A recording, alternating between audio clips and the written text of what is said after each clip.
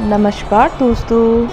जैसे कि हमने भाग 1 और 2 में नंबर 10 पर गुरु द्रोणाचार्य, नंबर 9 पर भीष्म पितामह, नंबर 8 पर अर्जुन, नंबर 7 पर एकलव्य, नंबर 6 पर बर्बरीक और नंबर 5 पर मेघनाद के बारे में हमने पिछले 2 भाग में बता दिया है। जिसने भी नहीं देखा है तो वह जाकर पिछली वीडियो देख लीजिए तो आपको जानकारी मिल जाएगी। तो चलो अब आगे की वीडियो शुरू करते हैं। दोस्तों, नंबर 4 पर है कर्ण। सूर्यपुत्र कर्ण महाभारत काल के एक ऐसे योद्धा थे जिनके पास ऐसे दिव्य कवच और कुंडल थे जिसे किसी भी अस्त्र से भेदा नहीं जा सकता था। इसलिए युद्ध से पहले देवराज इंद्र ने छल से कर्ण का कवच और कुंडल छीन लिया था, लेकिन कवच कुंडल के बिना भी कर्ण बहुत शक्तिशाली थे। अंतिम युद्ध में जब कर्ण और अर्जुन का आमना सामना हुआ था तब कर्ण ने 11 बार अर्जुन के गांडीव धनुष की प्रत्यंचा को काट डाला था।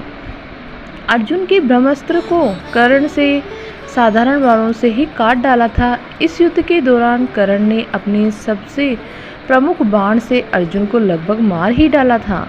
अगर भगवान श्री कृष्ण अर्जुन की रक्षा ना करते तो अर्जुन कर्ण के हाथों जरूर मारे जाते। जब तक कर्ण के हाथ में शस्त्र था तब तक कर्ण को किसी तरह परास्त नहीं किया जा सकता था, लेकिन जब कर्ण निशस्त्र थे तब अर्जुन को कर्ण का वध करना पड़ा। दोस्तों, नंबर 3 पर है लक्ष्मण जी।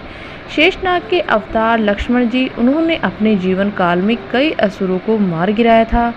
श्री राम के साथ 14 वर्ष वनवास में मारीच जैसे कई बड़े बड़े राक्षस को मारने में अपने तीखे बाण चलाकर अपना पराक्रम दिखाया था।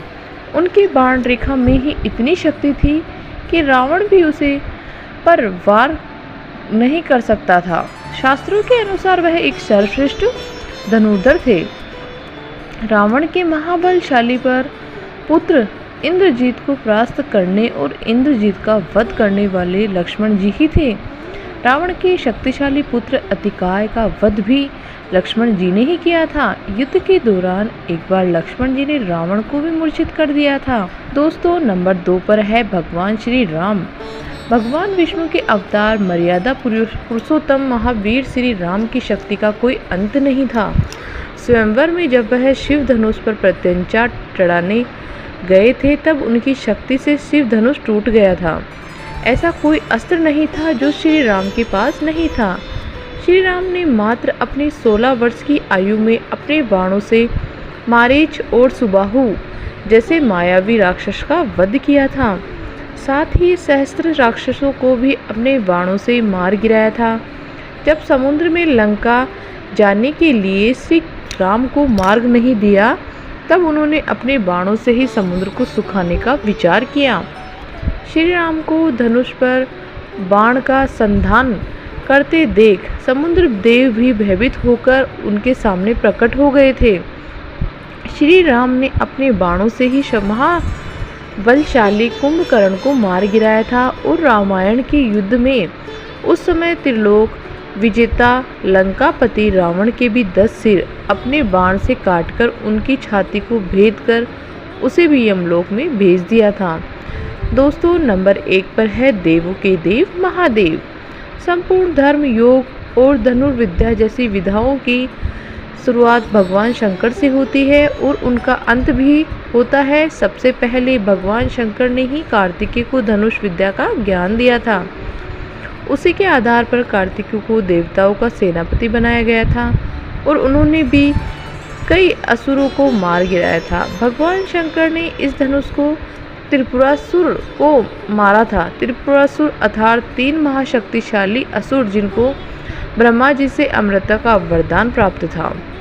शिव जी के धनुष की टंकार से ही बादल फट जाते थे और पर्वत हिलते लगता था। ऐसा लगता था मानो भूकंप आ गया हो। यह धनुष बहुत ही शक्तिशाली था। एक तीर से त्रिपुरासुर को तीनों अभेद नगरी को ध्वस्त कर दिया था। इस धनुष का नाम पिनाक था। संपूर्ण ब्रह्मांड और धनुर्वेद की उत्पत्ति महादेव से हुई है। सभी बड़े बड़े महारथी परशुराम जी, विश्वामित्र, भगवान श्री राम और अर्जुन सभी ने शिव की आराधना करके ही इन्हें दिव्यास्त्र को पाया है। सभी के जनक वही हैं, वही इस सृष्टि की शुरुआत है और वही इसका अंत है।